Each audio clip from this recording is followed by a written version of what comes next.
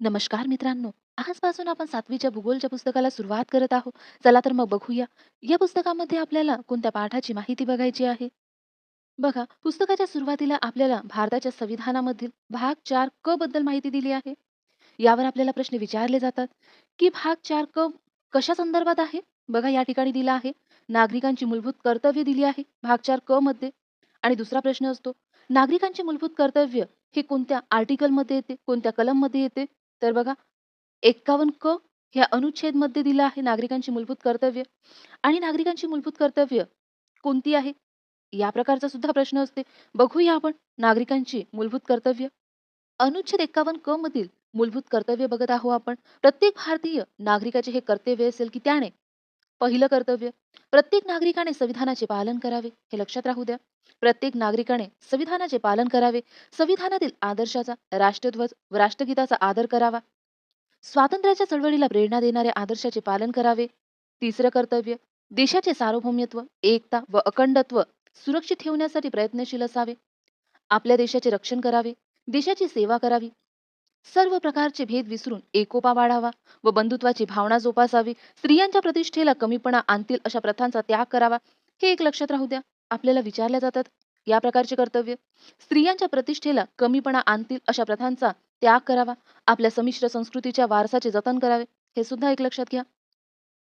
नैसर्गिक पर्यावरणाचे जतन करावे. सजीव प्राण्यांबद्दल दयाबुद्धी बाळगावी. वैज्ञानिक दृष्टी, मानवतावाद आणि जिज्ञासू वृत्ती अंगी बाळगावी. हे लक्षात घ्या. वैज्ञानिक दृष्टी, मानवतावाद आणि जिज्ञासू वृत्ती अंगी बाळगावी. सार्वजनिक मालमत्तेचे जतन करावे. हिंसेचा त्याग करावा. देशाची उत्तरोत्तर प्रगती होण्यासाठी व्यक्तिगत व सामूहिक कार्यात उच्चत्वाची पातळी गाठण्याचा प्रयत्न करावा. 6 ते 14 वयोगटातील आपल्या पाल्यांना पालकांनी शिक्षणाच्या संधी उपलब्ध करून द्याव्यात. हे एक लक्षात राहू दे. यावर आपल्याला प्रश्न विचारले आहे. आपण मागच्या 6वीचे पुस्तक घेतलं होतं. त्यामध्ये यावर कशा प्रकारचे प्रश्न विचारले गेले आहे हे घेतलं आहे. ते नक्की बघा. आपण या लेक्चरमध्ये प्रश्न घेतले तर हे लेक्चर आणखी मोठं होईल, म्हणून 6वीच्या पुस्तकामध्ये बघून घ्या. यावर आपण प्रश्न विचारले आहे ते समोर बघूया. नागरिकांच्या मूलभूत कर्तव्याची माहिती बघितल्यानंतर आपल्याला उद्देश पत्रिकेची सुद्धा माहिती दिली आहे बघा.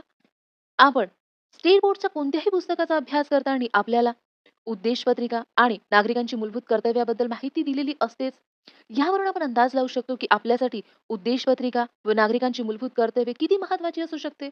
आपल्याला प्रत्येक एक्झाम मध्ये यावर प्रश्न बघायला मिळतेच, म्हणून बघूया आपण उद्देश पत्रिका. उद्देश पत्रिका. आम्ही भारताचे लोक, भारताचे एक सार्वभौम, समाजवादी, धर्मनिरपेक्ष, लोकशाही, गणराज्य घडवण्याचा. बघा या ठिकाणी कोण बोलत आहे? आम्ही भारताचे लोक म्हणजेच आपण भारताचे लोक बोलत आहोत. काय बोलत आहोत? तर भारताला कशा प्रकारचं घडवायचं आहे हे बोलत आहोत. कसं घडवायचं आहे भारताला? सार्वभौम, समाजवादी, धर्मनिरपेक्ष, लोकशाही आणि गणराज्य या पद्धतीचं घडवायचं आहे. आणि समोर बघा, त्यांच्या सर्व नागरिकास काहीतरी द्यायचं आहे. काय द्यायचं आहे?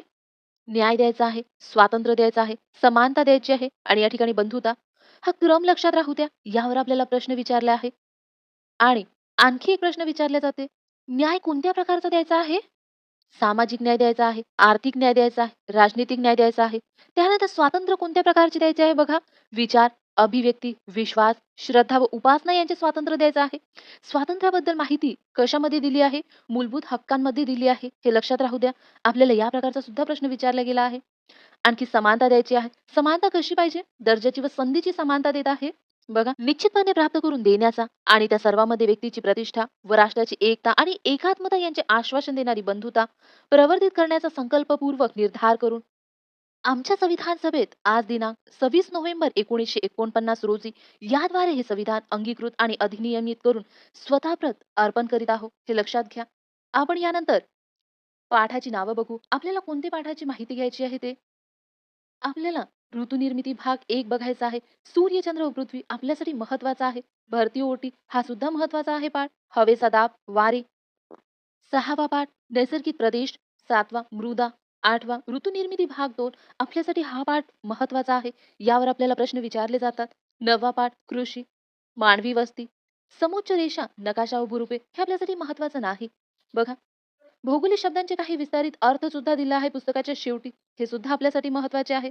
आपण पहिल्या पाठापासून सुरुवात करूया. पहिला पाठ बघूया. ऋतुनिर्मिती भाग 1. या पाठामधली आपल्याला थोडीशीच माहिती महत्वाची आहे. बघूया आपण.